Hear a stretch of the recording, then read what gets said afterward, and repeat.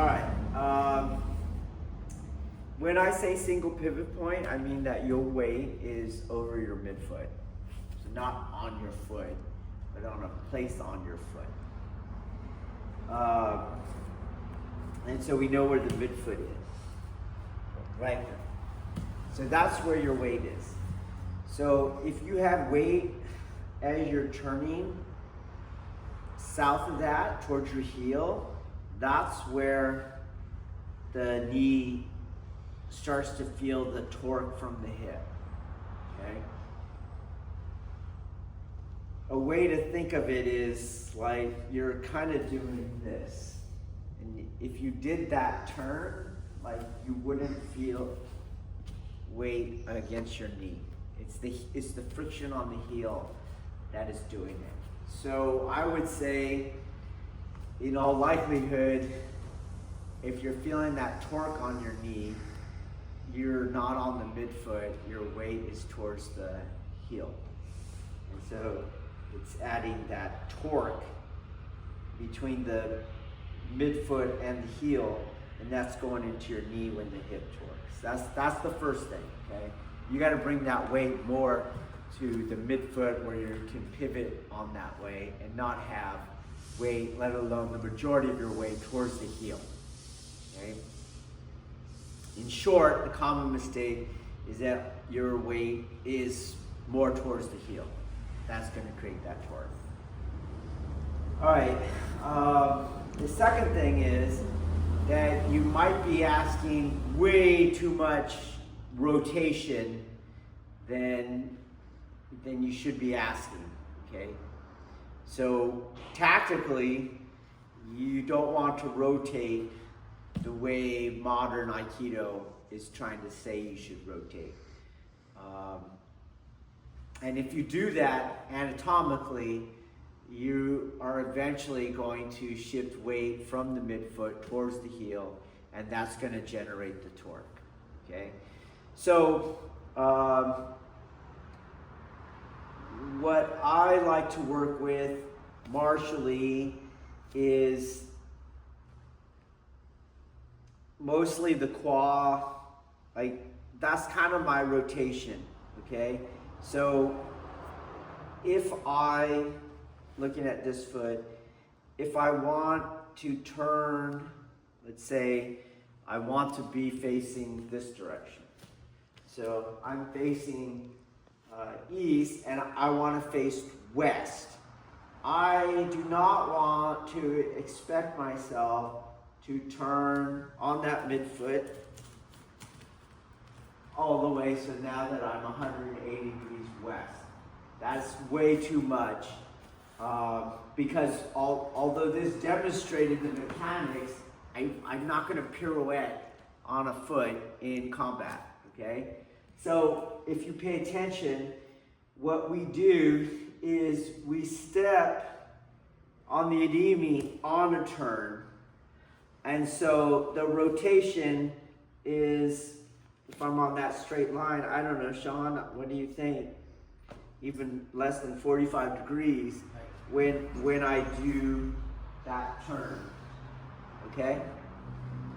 So let me point that out. This is the second mistake, is you're not entering on a curve, which you should be entering on a curve, because the fight should be spiral rotating. I should not be going past my uke or my opponent and then expecting to be facing the other direction. I am going to be entering on a turn as I spiral rotate the fight, and that is what's going to make uke go around me, not me passing uke and then facing the other direction, which is the Federite Tenkan, okay? So if I do this correctly, you don't have that radical turning that you have to do. So in our Tai-no-Henko, I'm bringing him around. The camera's going to have to come over here. The camera's going to have to come over here. Okay? And I'm not going to enter here. I'm going to enter on the turn. So you can see my foot is already pretty much in place. Now I just have to do that turn there, and then I step into the angle that I need for the Tai-no-Henko to complete. okay? When people do this thing, like this is already wrong, and now you're gonna have some crazy Tai-no-Henko to do there, and that's not doable, okay? So use your irimi to already start the rotation, and don't save the entire rotation for the Tenkan. That's just not martial. And that's gonna, if you do, it's gonna have you violate the first rule, okay? And if you're doing that, my weight is over the midfoot, and if I'm entering on the turn, then I do precisely mean that there is no weight on the other foot, not 10%, not 20%. You don't want that. If there's weight on my other foot at all, then my weight is not vectored over the midfoot, it's slightly towards the other foot. And that would be a double pivot, not a single pivot. Okay, so as I come around, the fight starts to rotate, I enter on the turn. When I shift my weight, it's like this. There's nothing on that foot. Go back a little, stay there. So he's pushing, 1, 2, and weight goes onto that foot and does that little pirouette onto that foot, okay? I'm lifting that foot up so you can see there's no weight on it. When we're doing the technique, we don't lift that foot up, okay? But weight is entirely, can you do some spinal displacement, please? Okay. So weight is going this way. There's barely any pivot on that foot. There's really no more pivot than the quad ever does on any of our movement, okay? Don't look for that 180 degrees or anything even close to that, okay? Okay, to help you understand this different way of thinking of things is the normal Tenkan. Can you come on? We'll change for you, okay? The normal Tenkan, the Federite Tenkan, the wrong Tenkan, is they'll enter over here. It might have their foot in a little, but you can see that's much more. It has to, there's the 90, and then it has to turn the other way. Now, a lot of times, they'll leave that foot there, and then you get even more torque on that foot coming into the knee. This is totally incorrect. If they went further to get back to their foot, knee, quali, then you would have the torque that you're talking about, okay? Especially if they were not single pivot weighted on there, okay? But if you pay attention, when people are doing in the Federation, when they're doing their Tenkan, they're gonna ask so much of the turn. The fight hasn't started spiral rotating it at all. I'm passing the uke. And they're gonna double weight because they gotta get all that rotation. And the way they double weight is they're gonna push with that leg, okay? And when they push with that leg to get them around, they end up circling up into place. That kind of stuff. And that's not how I use Tenkan. In Tenkan, I'm backing up into place. So we're kind of static and not rotating, but the turn already happened, and then I move straight back into place, as opposed to coming around into place. The turn already happened, and now I move straight back into place.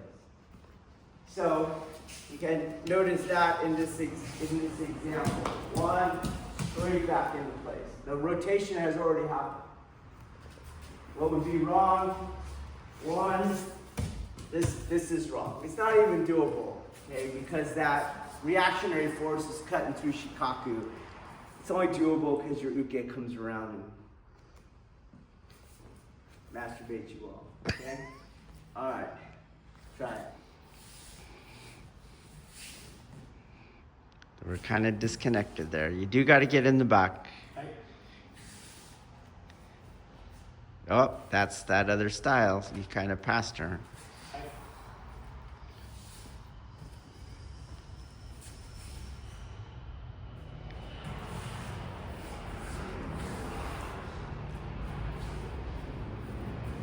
Keep your grip for this exercise, Virginia. Close your fingers. Nope, switch.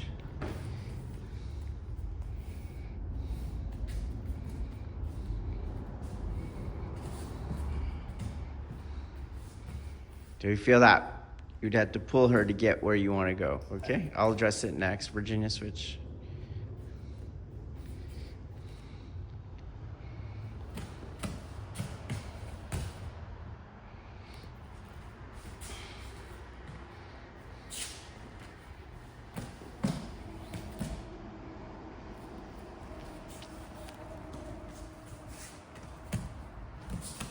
Keep going. I'm not getting the angle on you. Keep going.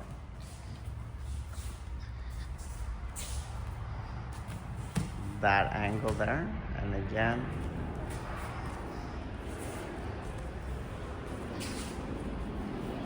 That angle there, okay?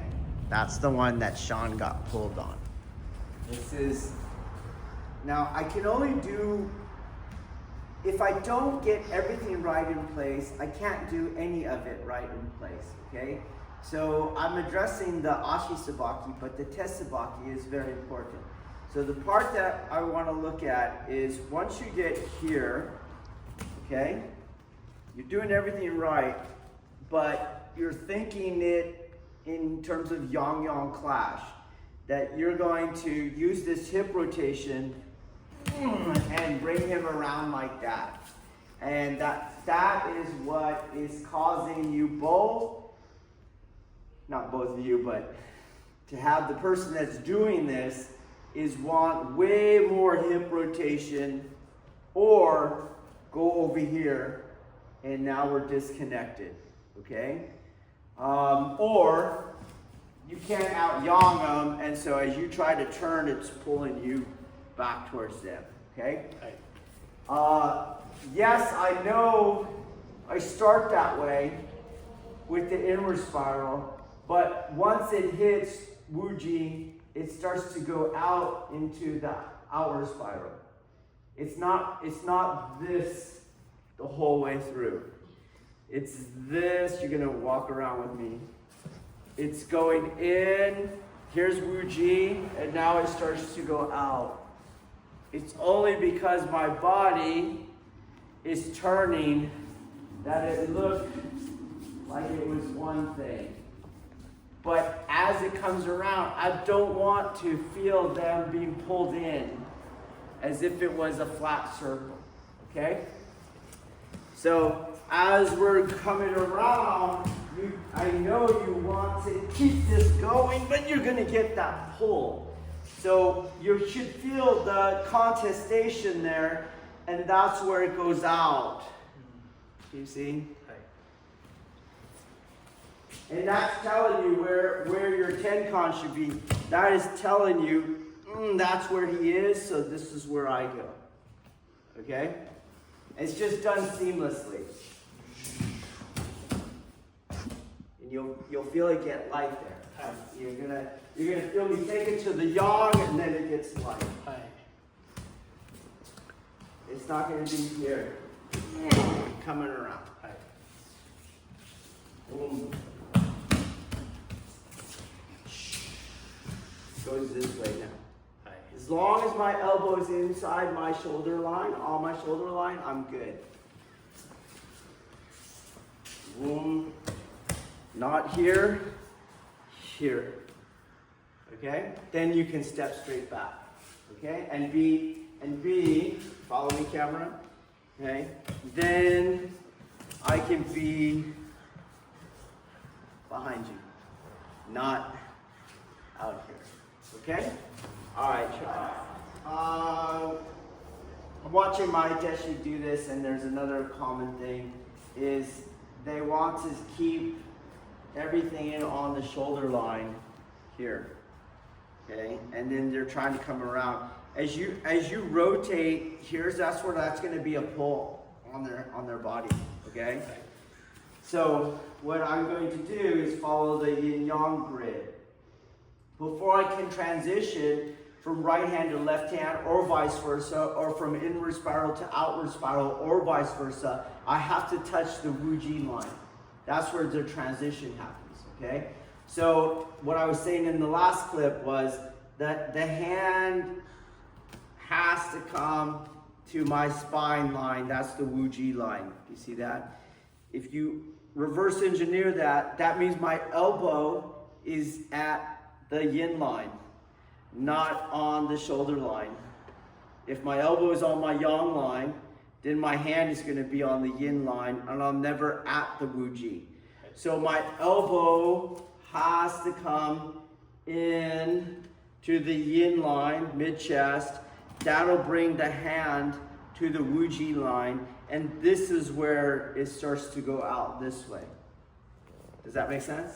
So don't leave it out on your shoulder line with that qua so that you can pull them around. It won't work. The elbow comes in. The hand hits the Wu-Ji line. I've done the rotation on the hip.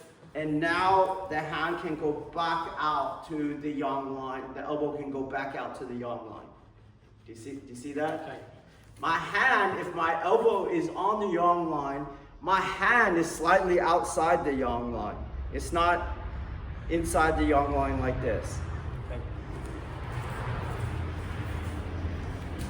So if you come, elbows coming in, boom, they leave me on the turn, there it is. And now it starts to go out, and hence I could reverse motion in there, and I'm in the back of you, by you, not over here. Okay? All right, try it. All right, so I'm watching them here. You're probably going to make the same mistakes.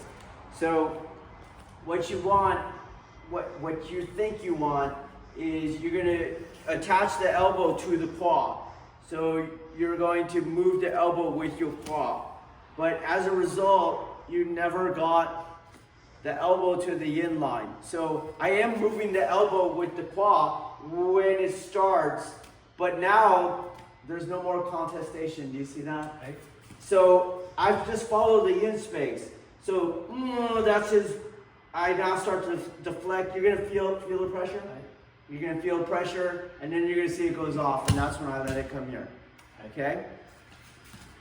For you to keep it out on the shoulder line, you had to keep the contestation.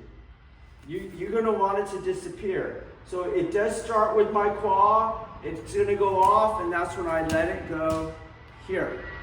So if you pay attention, my elbow might start with my claw, but it's not moving at the same rate through the entire rotation as the claw is moving.